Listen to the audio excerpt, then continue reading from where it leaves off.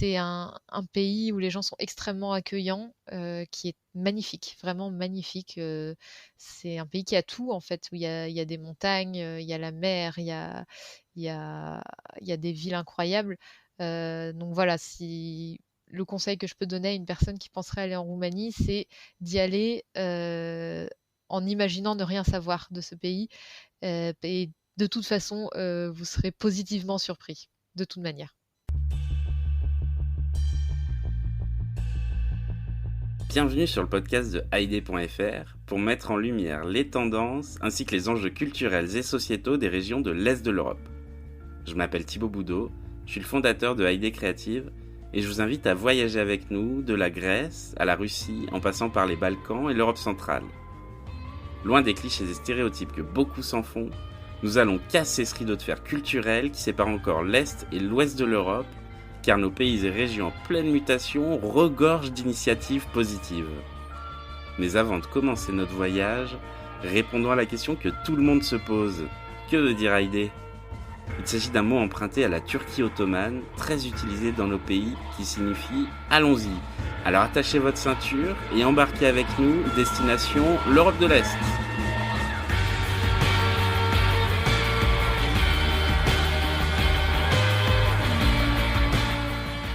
Bonjour à toutes et à tous et bienvenue dans le podcast Haïdé Radio.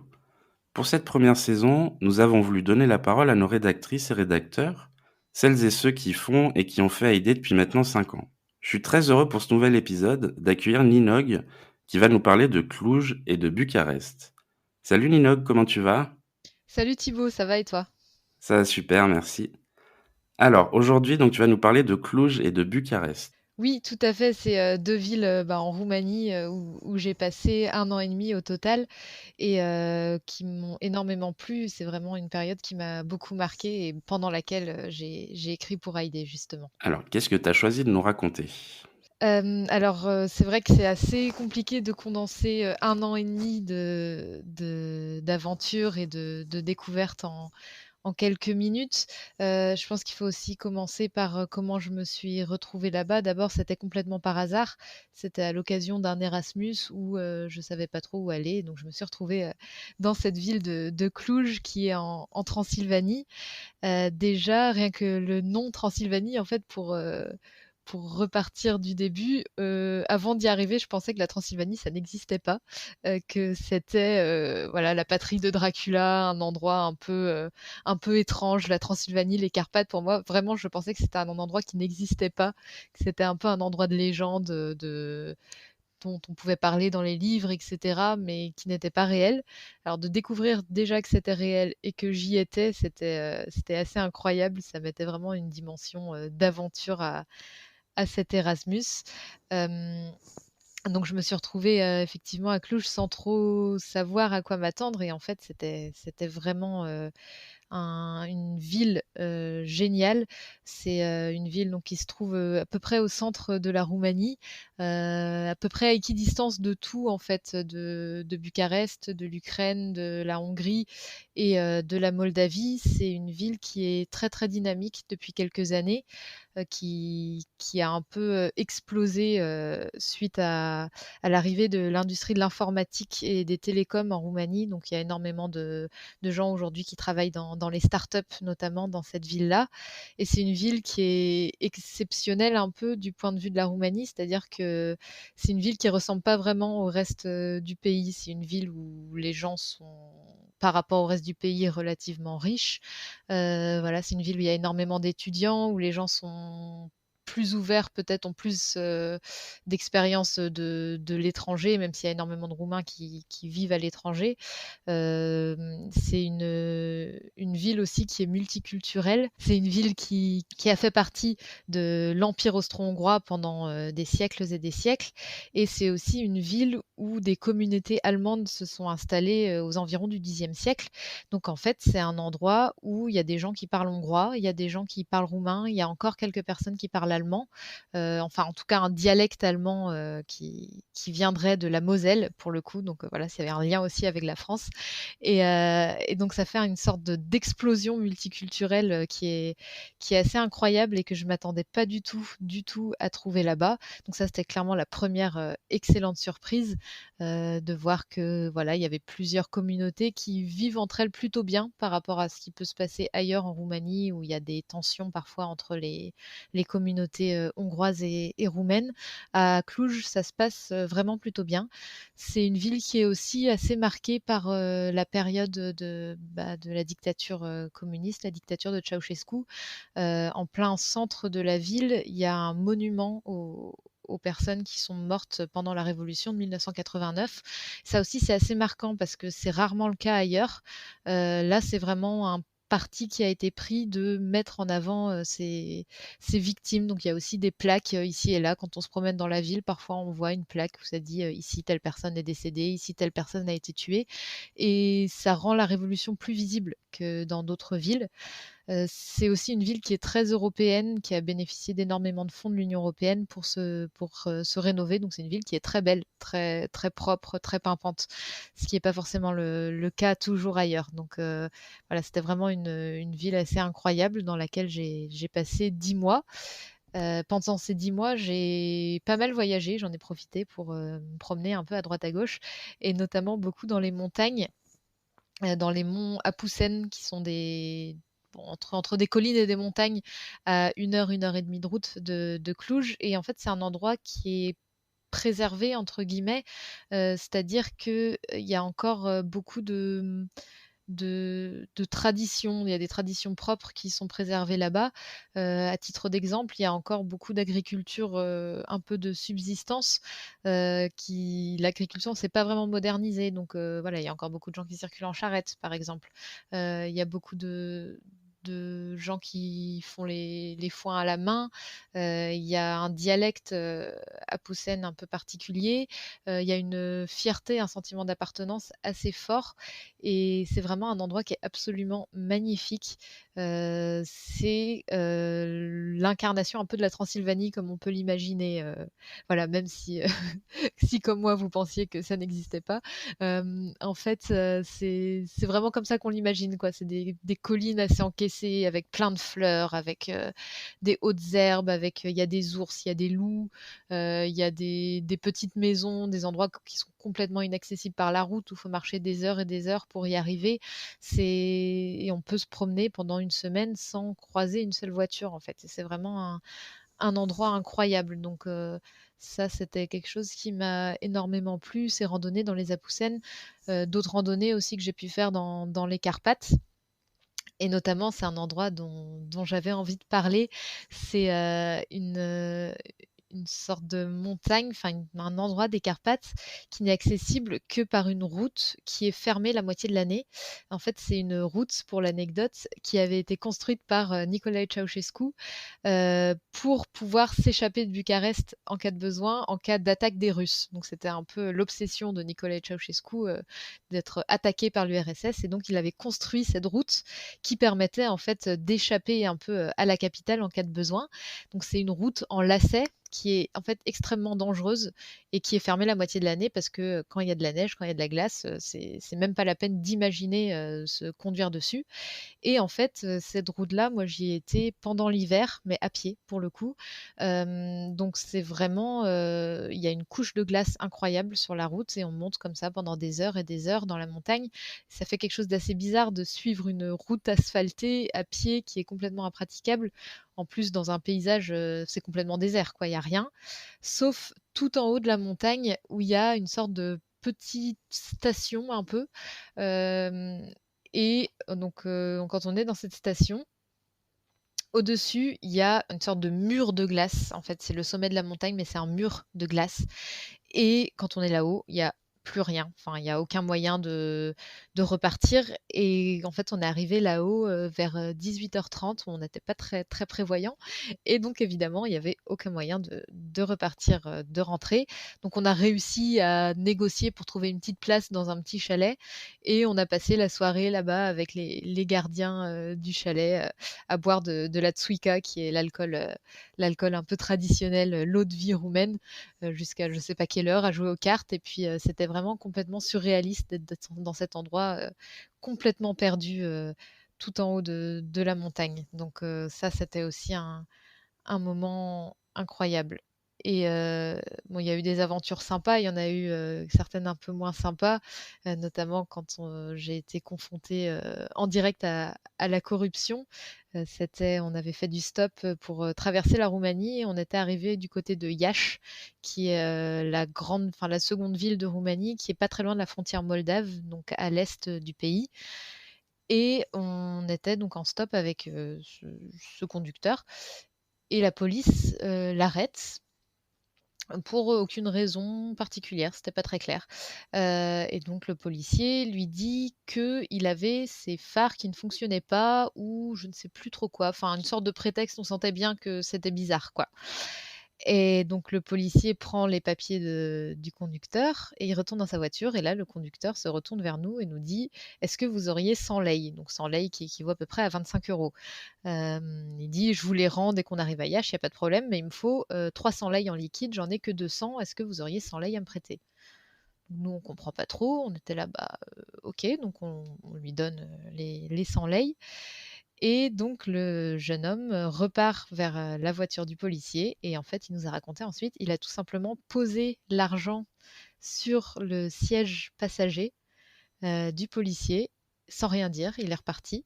Il est revenu dans la voiture et puis 30 secondes après, le policier est revenu, lui a rendu ses papiers, lui a dit: «Vous inquiétez pas, tout est en règle, vous pouvez y aller». Et en fait, bon, bah, nous, on était un peu, étonnés. Enfin, c'est vrai qu'on s'attend pas vraiment à voir, quelque chose d'aussi direct et donc ce conducteur qui circulait beaucoup, enfin, qui faisait beaucoup de routes, nous expliquait que c'était quand même assez fréquent, même si évidemment ça avait tendance à être de moins en moins, important. La corruption comme ça, la petite corruption, ça reste quelque chose qui est assez important et assez présent dans la vie des Roumains. Quand on est étranger, on y est beaucoup moins confronté. Clairement, on n'est pas concerné par ça, que ce soit à l'hôpital, que ce soit, sur la route par les policiers et cetera. On va pas être confronté à cette, question de la corruption, donc on peut avoir l'impression qu'en fait ça n'existe pas. Mais, ça reste quand même très prégnant, dans la vie des Roumains. Et voilà, quand on parle aussi d'aventures plus ou moins sympathiques, je me souviens aussi d'un passage rocambolesque, de frontière entre l'Ukraine et la Roumanie, j'étais allée faire, passer un week-end à Tchernivtsi, qui est une ville à quelques dizaines de kilomètres, de la frontière roumaine en Ukraine, et qui est une ville en fait qui a fait partie de la Roumanie pendant très longtemps. Encore une fois, voilà, c'est des endroits où les frontières ont été très mouvantes, où en fait, les identités nationales et les identités culturelles ne correspondent pas toujours. Donc cette ville-là, c'est une ville qui avait été roumaine pendant très longtemps et voilà, donc on était allés passer un week-end et cetera et pour le retour, on avait dû prendre un bus qui devait nous amener jusqu'à la frontière, et de là, on pouvait prendre un autre bus pour rentrer à Cluj. Le problème, c'est que les bus en Ukraine, alors il y avait un trou dans le sol du bus déjà, donc en fait, on voyait la route, c'était complètement déglingué, le bus, il roulait à 30 km/h. Donc évidemment, on est arrivé à la frontière, il était, je sais pas, 20h, il faisait nuit noire, c'était en plein hiver et donc le bus s'arrête un moment, tout le monde descend. Nous, on pensait qu'on allait passer la frontière, donc on reste dans le bus et en fait, le bus, s'aventure sur une sorte d'impasse un peu et donc les chauffeurs commencent à faire leur compte, quoi. Donc en fait, c'était la fin du trajet. Donc nous, on leur demande, bah, comment on fait. Heureusement, ils parlaient roumain et donc nous, on parlait roumain un peu, donc on a réussi à comprendre que en fait, le bus s'arrêtait là et que la frontière était à 5 kilomètres et qu'on pouvait y aller à pied. Donc il était 20h, il faisait nuit, on savait pas où on était. On s'est dit: «Bon, bah, très bien, on va faire ça». On descend du bus, on commence à marcher dans la neige et cetera sur la route, on arrive à la frontière. Donc évidemment, il fallait la passer à pied. Donc là, c'est encore, une autre histoire parce qu'il faut passer des contrôles, traverser plusieurs checkpoints et cetera. Évidemment, à chaque fois en montrant notre passeport Et donc on arrive à 21 h à peu près, voilà, on était au niveau de la frontière roumaine. Donc on fait la dernière vérification, le tampon sur le passeport, etc. Et le douanier roumain, enfin le garde de frontière, nous demande, mais vous allez où? Donc on lui répond, bah, on va à la ville suivante, la première grande ville après la frontière, on va prendre le train. Et là, il nous regarde, il éclate de rire. Il nous dit: «Mais vous y allez comment?» C'est vrai qu'on s'est regardé, on s'est dit: «Bah, on n'a aucune idée de comment on va y aller, là, on est complètement perdus». Et donc ce garde-frontière très sympa, est allé voir des gens qui patientaient en voiture pour passer la frontière et leur a dit, «Bon, bah, vous allez prendre, ces 2 demoiselles», j'étais avec une amie, «et vous allez les amener jusqu'à la ville suivante». Et donc, bah, évidemment les gens ont accepté parce que c'était quand même un policier qui leur demandait. Donc on a réussi à aller, jusqu'à la ville, mais c'était vraiment un moment, assez folklorique. Merci pour ce beau récit, pour ces récits même. Quels ont été tes 3 coups de cœur en Roumanie? Mes 3 coups de cœur, alors, d'abord les monts Apousen, ceux dont j'ai parlé, parce que c'est vraiment un endroit féerique, un endroit, incroyable où je rêve de retourner. J'y suis allée en hiver, en été et à chaque fois c'était vraiment, absolument magnifique, absolument incroyable. Donc, je conseille vraiment aux personnes qui iraient en Roumanie d'aller faire un tour dans les monts Apousen. Mon deuxième coup de cœur, ce serait la ciorba, c'est la soupe roumaine, donc, il y en a plusieurs sortes, elles sont toutes délicieuses. Et c'est vraiment délicieux. C'est pas mixé comme nous on connaît, c'est plus un bouillon avec plein de choses à l'intérieur qui se mange avec de la crème aigre et des poivrons qui par contre piquent énormément. Donc faut vraiment faire très attention et pas croquer dedans comme j'ai pu faire. Donc voilà, je pense que c'est mon deuxième coup de cœur et sans doute mon troisième, ce serait le parc de Vöcörest à Bucarest et le lac Mori, toujours à Bucarest. Ce sont deux parcs, enfin le parc Vöcörest, c'est une espèce de marais qui en fait est incrusté dans un ancien stade que Ceausescu avait voulu faire construire et finalement il ne l'a pas fait. Donc en fait, c'est un espèce d'immense carré de béton perdu un peu parmi les bâtiments, les habitations au sud de Bucarest. Et dedans, il y a un marais qui s'est développé. Donc on peut se promener là parmi les roseaux. C'est un petit peu angoissant, mais c'est très particulier comme ambiance et c'est assez fou. Et le lac Mori, c'est un lac artificiel qui a été créé encore une fois par Ceausescu. Donc sur le lac Mori, il y a une petite presqu'île et dessus, il y a des espèces de bâtiments communistes, mais qui ressemblent en fait à des bâtiments de la Grèce antique. Et c'est vraiment très particulier parce qu'évidemment, c'est complètement abandonné. Il y a des trous partout, il y a des tags, et on est sur cette espèce de lac où en fait, il y a des habitations tout autour. Et en fait, au fond de ce lac, il y a un ancien quartier et un ancien cimetière et qui a été donc forcément englouti quand le lac a été construit. Et selon la légende, il y a certaines âmes du cimetière qui continueraient à hanter cet endroit. Et c'est vrai que c'est un endroit qui fait assez hanter. Donc c'est ces deux endroits à Bucarest qui sont très très particuliers et vraiment j'encourage les gens à y aller si vous vous rendez à Bucarest. Alors donc tu as vécu quelques mois, tu as vécu 10 mois à Cluj et ensuite tu es parti, vivre à Bucarest? Pendant 6 mois, oui. OK, et qu'est-ce que tu y faisais à Bucarest? À Bucarest, j'étais en stage à la radio nationale roumaine dans la rédaction francophone. Voilà, j'ai passé, enfin non, 4 mois en fait. J'ai passé 4 mois à Bucarest en stage dans la rédaction francophone de la radio roumaine nationale. Est-ce que tu avais une routine particulière quand tu étais, en Roumanie, donc à la fois à Cluj et à Bucarest? J'avais pas vraiment de routine parce que c'était des moments qui étaient un peu sortis de la normalité. Donc quand j'étais en Erasmus, par exemple, bah, je profitais pour faire toutes sortes de choses que je faisais pas d'habitude.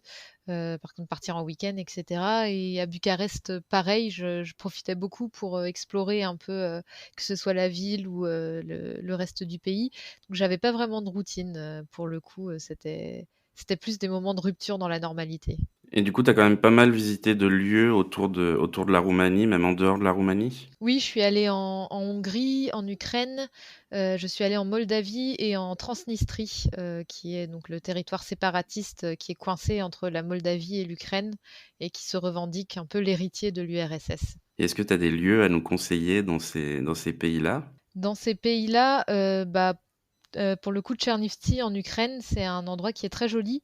C'est très, très sympa. Après, je pense que c'est pas très accessible, c'est assez compliqué d'y arriver, il y a pas d'aéroport et cetera. Mais c'est un endroit qui est très sympa. La Moldavie, alors j'ai vu que Chisinau, la capitale. C'est un endroit vraiment particulier. Pour le coup, j'irai pas exprès pour y aller, quoi. C'est pas très vivant, il y a pas grand-chose à faire, on a vite fait le tour. Mais c'est quand même, c'est sympa à voir si on est dans le coin. Pour revenir sur la Roumanie, est-ce que tu as des lieux de sortie ou des festivals à nous conseiller? Oui, à Bucarest, par exemple, je conseillerais vraiment d'aller faire un tour dans le quartier arménien, qui est un peu au centre de Bucarest, qui est un endroit un peu préservé par rapport au reste de la ville, qui a été très vachement détruit par, Ceausescu, encore une fois. Et donc dans ce quartier arménien, il y a des maisons, des très jolies maisons, qui pour beaucoup sont transformées en bars. Donc c'est des maisons qui ont souvent des grands jardins collés, et donc l'été, le bar est dans le jardin. L'hiver, le bar est dans la maison. Il y a beaucoup de concerts, etc. Et c'est des endroits un peu cachés, on les voit pas forcément de la rue, mais c'est vraiment des endroits super sympas où on peut aussi manger, on peut donc boire un coup. Il y a souvent des conférences qui s'organisent, donc je pense que c'est un endroit vraiment, c'est des endroits vraiment sympas à découvrir. Et à Cluj, je conseillerais de s'y rendre en juin quand il y a le Transylvania International Film Festival. C'est un festival de films qui se fait quasiment intégralement en extérieur. Donc, il y a des écrans en extérieur un peu partout dans la ville, et on peut voir un tas de films pendant plusieurs jours. La plupart d'entre eux sont gratuits, et c'est un moment très très sympa. Toute la ville vit au rythme de ce festival-là, et c'est vraiment très intéressant. Alors sur place, est-ce que tu as réussi à rencontrer des locaux et est-ce qu'une rencontre particulière t'a marqué? Oui, j'ai rencontré pas mal de locaux, que ce soit en cours quand j'étais à Cluj ou au travail quand j'étais à Bucarest. Mais je pense que la rencontre qui m'a quand même beaucoup marquée, c'était en faisant du stop. C'était au nord de la Roumanie. C'était un monsieur qui nous avait pris en stop, qui travaillait la moitié de l'année en Seine-Saint-Denis et l'autre moitié de l'année en Roumanie, comme qui assistait en fait les douanes qui faisaient des patrouilles entre la Roumanie et l'Ukraine. Et donc c'était quelqu'un d'extrêmement sympa, qui nous a avancé, plusieurs dizaines de kilomètres de plus que ce qu'il avait à faire, qui nous a invités au restaurant, enfin très, très sympa, et qui nous a quand même beaucoup parlé de la vie dans cette, zone-là de la Roumanie, du nord de la Roumanie. Et ce qui est très particulier dans cet endroit-là, c'est qu'en fait presque tout le monde est parti, surtout en France, et qu'il y a plus grand monde dans les campagnes. C'est un endroit qui est, où l'émigration est extrêmement forte, et ce que les gens font pour beaucoup, c'est qu'ils travaillent énormément en France, beaucoup dans la région parisienne, pour se construire des maisons au pays, quoi, au nord de la Roumanie. Et donc ils construisent des maisons énormes, mais c'est des palaces, enfin c'est des trucs gigantesques qui sont en fait vides parce que personne n'y vit, parce que les gens sont en train de travailler en France pour payer le chantier. Et donc il y a notamment un village au nord de la Roumanie qui s'appelle Certeze, qui est considéré comme le village le plus riche de la Roumanie, parce qu'il y a des maisons incroyables, des palaces partout, mais personne n'y vit parce que tout le monde est en France en train de travailler. Donc c'est assez symptomatique de, cette, de ce problème que rencontre la Roumanie, de l'émigration massive vers les pays d'Europe de l'Ouest. Et surtout, il y a énormément de francophones, en Roumanie, en fait. Oui, il y a beaucoup de francophones. Alors moins maintenant parmi les jeunes générations, parce que aujourd'hui il y a beaucoup de gens qui apprennent aussi l'allemand, l'anglais évidemment. Les Roumains sont très très forts en langue, ils sont très très bons pour apprendre des langues étrangères. Mais c'est vrai que dans la génération des personnes âgées de 30, 40, 50, 60 ans, il y a énormément de francophones, et les gens sont aussi très francophiles. Ils connaissent très bien la France, ils aiment beaucoup la France. Et ça crée aussi des liens un peu plus facilement. Cette personne, par exemple, qui nous avait pris en stop, elle parlait couramment français, évidemment, vu qu'elle travaillait en France. Et elle était très contente de prendre des Français avec elle pour nous faire un petit tour de son coin, quoi, de son coin de la Roumanie. Et je me souviens, d'une anecdote lors d'un voyage, à Bucarest. On était tombé avec des amis sur un médecin francophone et qui parlait français, qui nous parlait français, qui nous avait dit d'aller visiter tel endroit et tel endroit et c'était assez sympathique de tomber sur cette personne, ouais. Oui, les gens aiment beaucoup, bah, évidemment, faire découvrir leur pays, et puis casser les clichés un peu qu'on peut avoir en tant que Français sur la Roumanie trop souvent. Alors justement sur la Roumanie, quel conseil tu donnerais à une personne qui souhaite partir dans ce pays? Et ben justement de d'oublier tout ce qu'elle pense savoir sur la Roumanie, tout ce qu'on a pu lui avoir dit, tout ce qu'on peut imaginer à propos de ce pays parce que, en fait, presque tout est faux. Tous les clichés qu'on peut avoir, sur, voilà, la pauvreté, la délinquance et cetera, c'est complètement faux. Enfin, c'est-à-dire que c'est un pays très, très sûr. La délinquance est très basse. Moi, je me suis jamais sentie en danger, à aucun moment, dans ce pays. Évidemment, il y a de la pauvreté, il y a même de l'extrême pauvreté dans les campagnes notamment, mais c'est pas généralisé, c'est pas vraiment ce qui caractérise la Roumanie. Les grandes villes sont complètement comparables à des villes comme Lyon ou comme, Rennes ou comme des grandes villes, occidentales. C'est un pays où les gens sont extrêmement accueillants, qui est magnifique, vraiment magnifique. C'est un pays qui a tout en fait, où il y a des montagnes, il y a la mer, il y a il y a des villes incroyables. Donc voilà, si le conseil que je peux donner à une personne qui penserait aller en Roumanie, c'est d'y aller, en imaginant ne rien savoir de ce pays, et de toute façon, vous serez positivement surpris, de toute manière. Oui, on a ce gros cliché en France sur les Roumains, mais au final, c'est complètement faux. Enfin, C'est complètement faux, oui, oui, il y a rien de vrai en fait. Ça, je sais pas d'où viennent vraiment ces clichés-là, mais oui, oui, c'est vraiment un pays, je pense, qui peut-être plus que certains autres euh, véhicule énormément de clichés chez nous, sans doute plus que l'Ukraine, plus que la Pologne, plus que la Bulgarie, par exemple, et tous ces clichés sont faux. Voilà. est-ce que tu as rencontré Dracula? J'ai pas rencontré Dracula malheureusement, c'est pas faute d'avoir essayé. Je suis allée dans sa ville natale, ce qui est considéré comme sa ville natale à Sighisoara dans les Carpates, qui est aussi une ville incroyable, absolument magnifique. Mais il n'y était pas, malheureusement. Est-ce que tu as des projets de voyage à l'avenir et où? Bah, une fois que la crise, sanitaire sera passée, on croise les doigts, effectivement, j'aimerais bien retourner, en Europe de l'Est. Alors maintenant, je ne voyage plus en avion, donc il faudra que je trouve un moyen d'y aller, en bus, par exemple. J'ai déjà fait, le voyage en bus jusqu'en Roumanie. J'aimerais bien aller dans les pays baltiques, notamment en Lituanie, découvrir un peu ces pays-là qui, je pense, ont une culture complètement différente du reste des pays d'Europe de l'Est. Et j'ai très envie de découvrir ces coins-là. Eh bien, on en a parlé dans un podcast précédent, donc tu pourras réécouter tout ça. J'irai écouter, ouais. Comment tu prépares tes voyages? J'aime beaucoup les cartes, donc souvent j'achète une carte routière de l'endroit où je vais aller et puis je fais des petits traits, des petits dessins. J'essaye de me faire un itinéraire au crayon. J'essaye d'éviter les endroits touristiques. Ça me plaît pas vraiment en général. Et en fait, à part ça, je prépare pas grand-chose. Donc, je prépare ma date d'arrivée, ma date de départ, et puis après, je me laisse porter un peu par ce qui se passe, par ce qui m'intéresse. S'il y a un endroit qui me plaît, je vais rester longtemps. Je vais vraiment me laisser porter. Je vais voyager en transport en commun pour voilà, voir un peu le pays de l'intérieur. Et, euh, et voilà, ouais, je prépare assez peu finalement. Et qu'est-ce qu'on peut retrouver dans ton sac à dos? Dans mon sac à dos, on peut retrouver une tente, toujours. Je voyage toujours avec une tente.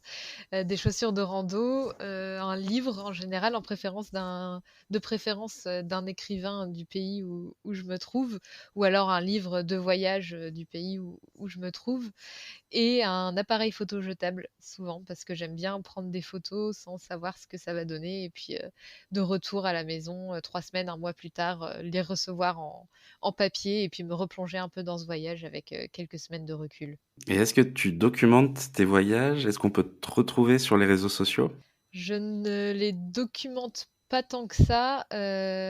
En général, je me coupe en fait complètement des réseaux sociaux pendant mes voyages. J'aime bien essayer de comprendre ce qui est en train de se passer et pas forcément le documenter tout de suite parce que j'ai peur de ne pas avoir assez de recul sur ce que j'ai vu ou sur ce que j'ai vécu. Et en général, après, je le fais pas. Donc non, je documente pas tant que ça mes voyages. Donc sur les réseaux sociaux, je suis sur Facebook et sur Twitter, mais vous ne trouverez pas grand-chose de mes voyages sur les réseaux sociaux. Alors, si je te dis le mot Haïdé, ça te fait penser à quoi? Ah, au voyage, évidemment, à l'Europe de l'Est. Ça me fait penser, aussi pas mal à la motivation, à l'énergie parce qu'en roumain, Hai, haidem, ça veut dire: «Allons-y, on y va». Donc c'est ça, pour moi, c'est l'envie de partir, l'envie de découvrir autre chose et je pense que Haïdé, pour le coup, c'est vraiment le bon endroit pour, découvrir plein de choses sur l'Europe de l'Est, et l'Europe centrale. Donc tu fais partie des passionnés de l'Europe de l'Est. Comment t'es venue cette passion? Complètement par hasard, en fait, c'était lié à ce départ en Erasmus dont je parlais tout à l'heure. Je cherchais un endroit où partir en Erasmus qui soit en Europe, euh, où on parle une langue différente, mais qui ne soit pas non plus trop différente. Donc, par exemple, qui ne soit pas écrite en alphabet cyrillique, parce que je voulais quand même pouvoir apprendre un petit peu la langue une fois sur place. Et je voulais pas partir dans une capitale. Donc, en fait, une fois que j'avais croisé toutes ces données, ce qui restait, c'était Cluj en Roumanie. Et donc, je me suis dit, bon, pourquoi pas? Évidemment, j'ai pu y aller parce que personne ne voulait y aller. Et c'est de là, en fait, que j'ai découvert l'Europe de l'Est, notamment la Roumanie. Et ce à quoi je m'attendais pas du tout, c'était l'énorme fossé culturel, on va dire, et fossé historique aussi qu'il peut y avoir entre l'Europe de l'Ouest et la Roumanie, dans le sens où c'est un pays qui est quand même très similaire. C'est un pays d'Europe, enfin c'est un pays occidental, donc c'est un pays où les codes culturels sont à peu près les mêmes. C'est un pays où bah, la langue même, il y a certaines sonorités qui ressemblent beaucoup au français, à l'italien. C'est un pays où les codes sociaux sont à peu près les mêmes, mais c'est aussi un pays extrêmement différent parce que son histoire est extrêmement différente. Ça a été, c'est une histoire qui est très marquée par l'occupation ottomane au sud, par l'occupation austro-hongroise au nord. Et ça se ressent beaucoup. Et c'est vrai que je m'y attendais pas. Je pensais pas à pouvoir voir de telles différences. Et même aussi du point de vue de la religion, par exemple. Ils sont chrétiens, mais ils sont orthodoxes. Et ça change tout. Et c'est vrai que même si je le savais, je me rendais pas compte de ce que ça pouvait impliquer dans la vie quotidienne. Et c'est toutes ces petites différences, cette ouverture complètement différente qui m'a fait adorer l'Europe de l'Est et vouloir y revenir encore et encore. Oui, la Roumanie, c'est un pays un peu entre tout. Certains le placent dans les Balkans, certains ne le placent pas dans cette partie d'Europe. D'autres le mettent en Europe centrale, d'autres en Europe de l'Est, en Europe orientale. C'est vrai que c'est un peu aux confins de tout, en fait. Enfin, c'est ce qui regroupe un peu toutes nos régions, en fait, au final. Tout à fait, oui, c'est pas un pays slave, mais qu'il est entouré de pays slaves, à part la Hongrie. C'est pas vraiment un pays des Balkans, parce que pour être allé vraiment dans les Balkans, un peu en Macédoine par exemple, bah, c'est vrai que là, c'est pas du tout la même chose. Mais pour autant, c'est pas non plus un pays d'Europe occidentale, ça c'est clair. Euh, oui, c'est vraiment aux confluences de toutes sortes de choses et en fait, on peut y retrouver énormément de choses. Donc voilà, il y a des gens qui parlent hongrois, au sud de la Roumanie, il y a des gens qui parlent bulgare, à l'est de la Roumanie, il y a des gens qui parlent russe. Donc et pourtant le pays a quand même une identité propre très forte. Donc c'est vraiment un endroit, un condensé d'Europe orientale. Alors, tu as été rédactrice pour Haïdé pendant quelques années. Est-ce qu'il y a un article dont tu es particulièrement fière? Fière, je dirais pas, mais des articles peut-être qui m'ont marqué plus, des reportages qui m'ont marqué.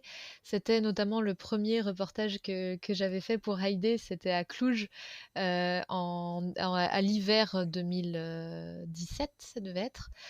Et c'était donc sur les grandes manifestations qui secouaient à ce moment-là le pays, parce qu'il y avait du une réforme des lois anticorruption qui était en cours par le gouvernement et qui était en fait un détricotage total de ces lois-là. Et ça a généré des manifestations énormes, les plus grosses depuis la chute du communisme. Et c'était assez fou de voir ces gens descendre dans la rue. Il faisait moins 15 degrés, c'était le soir, parce que il n'y a pas vraiment la culture de la grève, donc les gens ne faisaient pas grève pour aller manifester l'après-midi, c'était le soir, après leur journée de travail, et il y avait des foules et des foules incroyables. Et il y avait vraiment une sorte de détermination, et les gens disaient, bah ça y est, enfin on se réveille, enfin après 20 ans, 30 ans de transition vers la démocratie plus ou moins chaotique, plus ou moins réussie, plus ou moins heureuse. Ça y est, enfin, on se réveille et puis on dit non, ça suffit. On veut des standards européens pour un pays qui fait partie de l'Union européenne. Et ça, c'était assez incroyable. Enfin, c'était incroyable à vivre, je veux dire. Et un autre article qui m'a marqué, c'était donc en septembre 2018. Là, j'étais à Bucarest à ce moment-là et c'était un article sur, le référendum qui était prévu pour, en gros, rendre anticonstitutionnel le mariage homosexuel, même si le mariage homosexuel n'est pas autorisé en Roumanie. Là, les opposants voulaient inscrire dans la loi que le mariage était entre un homme et une femme, dans la Constitution, pardon. Et donc j'avais rencontré plusieurs associations de défense des droits LGBT qui se mobilisaient contre ce référendum-là et qui racontaient un peu leur quotidien de personnes LGBT en Roumanie et qui en fait faisaient un tableau de la situation qui était assez dur. Et pour autant, ils étaient extrêmement motivés, extrêmement mobilisés. Et puis finalement, ils ont obtenu gain de cause parce que le référendum n'a pas abouti. Et le soir de la publication des résultats, j'étais dans une boîte gay de Bucarest qui organisait une soirée de victoire. Et c'était incroyable. Il y avait des gens qui pleuraient, il y avait des gens qui étaient fous de joie. Il y avait cette impression de. Il y avait le sentiment d'avoir un peu triomphé d'un système réactionnaire et le sentiment de victoire, en fait, tout simplement, qui était très très beau à vivre. Alors on arrive sur la fin de ce podcast. Est-ce que tu as une recommandation à nous faire? Une simple recommandation, je dirais, aller manger de la nourriture roumaine. Je pense qu'on peut en France, il y a plusieurs restaurants, dans les grandes villes notamment, des restaurants roumains et franchement, c'est à tester, je recommande vraiment la ciorba et en dessert le papanache. C'est une sorte de beignet avec de la crème aigre et du coulis de myrtille et une fois que vous aurez mangé ça, vous voudrez plus jamais manger autre chose. C'est vraiment trop bon. Eh ben, on va de ce pas réserver dans un restaurant roumain dès qu'on en trouvera un. Merci beaucoup Ninog. Merci beaucoup, À bientôt. à bientôt. Pour conclure, je souhaite dire un grand merci au groupe slovène Nowhere de nous avoir gentiment prêté leur musique Colors. Vous pouvez les retrouver sur toutes les bonnes plateformes de streaming. Merci encore à notre invité pour cette belle histoire. Merci à vous toutes et tous de nous écouter. Abonnez-vous à nos réseaux sociaux, AID Radio et AID.fr. On attend vos likes et partages. En attendant le prochain épisode, n'hésitez pas à réagir à ce podcast en nous donnant vos bons plans. On se retrouve la semaine prochaine. À bientôt!